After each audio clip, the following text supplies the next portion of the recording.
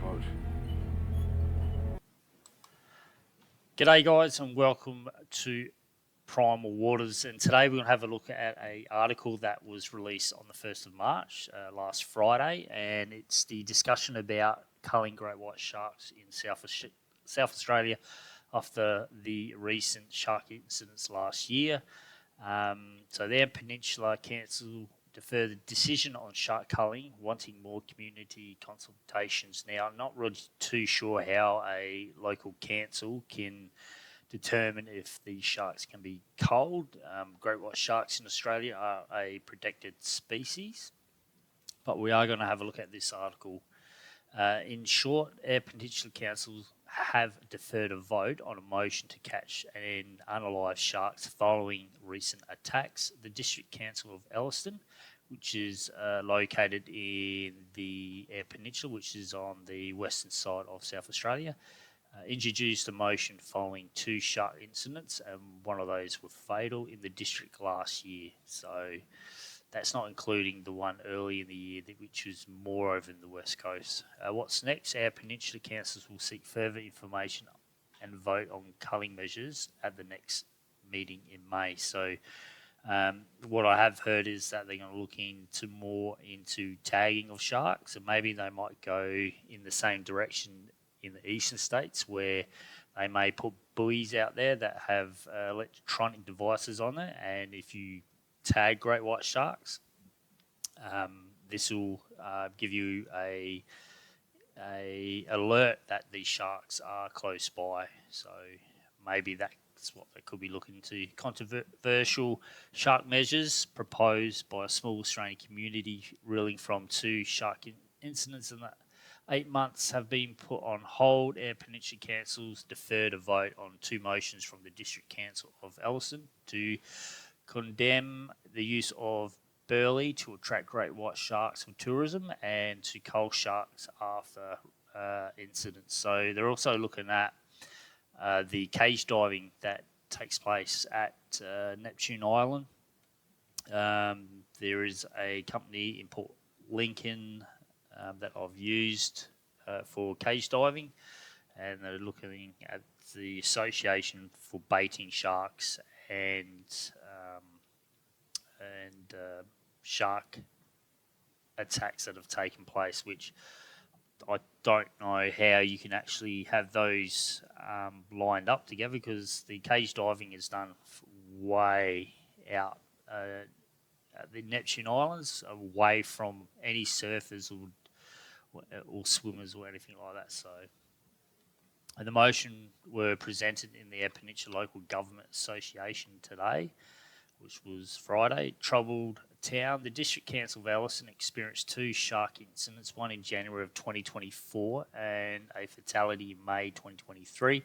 Both involve school teachers. Streaky Bay, 125 kilometres north of Elliston, also experienced a fatal incident in November of 2023. South Australia experienced three other incidents, a fatal on the Eyre Peninsula at the end of December, and two incidents in October and November.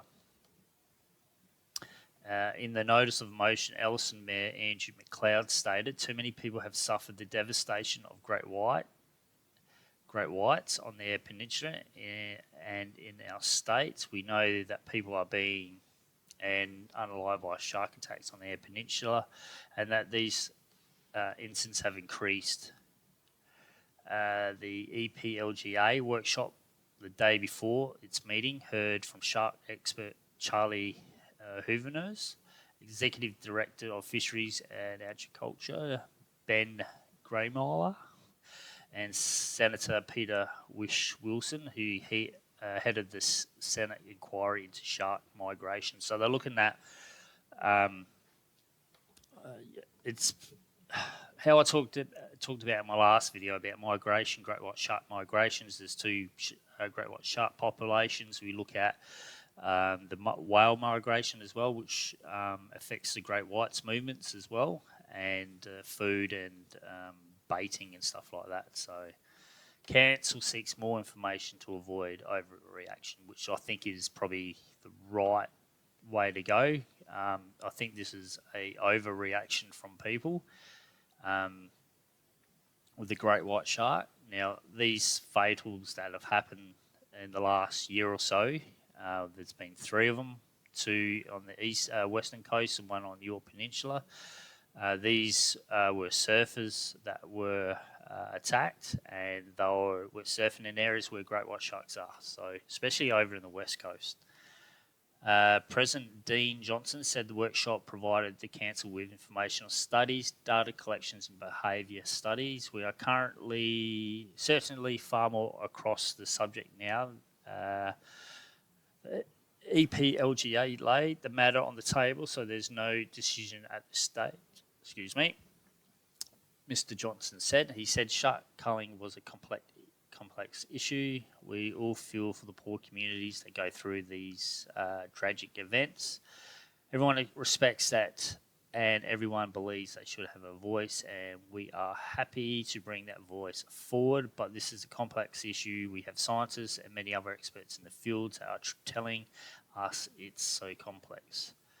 An overreaction may get the wrong result, so we want to make sure that we are fully informed and that we make the best decisions that will hopefully mitigate these dangers in the future. Council split. Streaky Bay Mayor Travis Barber's community experienced a shark fatality in November last year. He said that his community was split on whether shark culling should take place and was mirrored by the 11 councils at the meeting. Our elected members and myself have done a lot of talking to people in the street and asking the surfing community and beach goers. It's really torn us. It's literally 50-50 on their opinions and what should happen. A lot of people have the opinion that the sharks live in the water and leave it be. Mr. Barber said the council had learnt a lot, but there is still much research to be done. Some people want to hear from some other stakeholders, like the surfing groups, Abalone Industry. He said they want to hear some more information before we make a call on behalf of the community. Well, I'm pretty sure the surfers will be.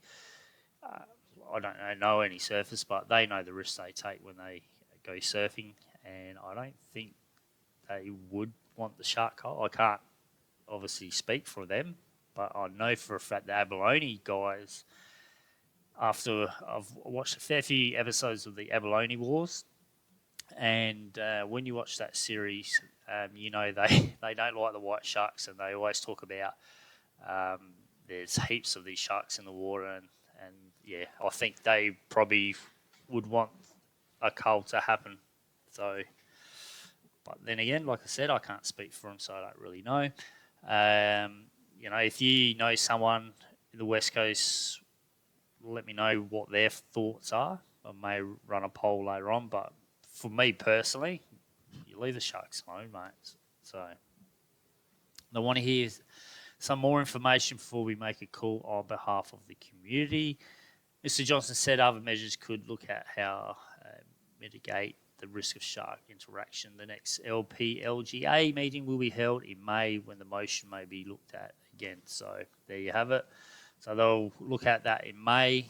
I'm not really sure how a council can determine if a culling can be approved. That's got to be, well, I don't even know if it's a state thing. It might be, I'm pretty sure it's a federal thing. The great white sharks are a protected species at the moment, so I think that's a federal and state decision. I'm not sure how local council can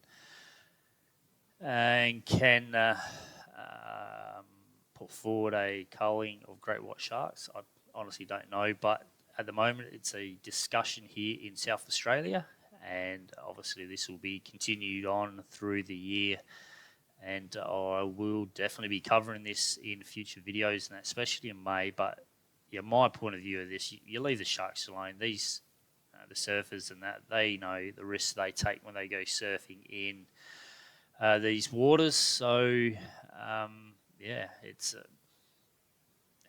a hard decision, but for me, it's definitely a no. So, alright, guys, that's it for this video. Please let me know what your thoughts are in the comment section down below. If you're new to this channel, please subscribe. Love talking about the great white shark, especially here in South Australia. So feel free to subscribe, and thank you for watching, and I'll see you in the next video.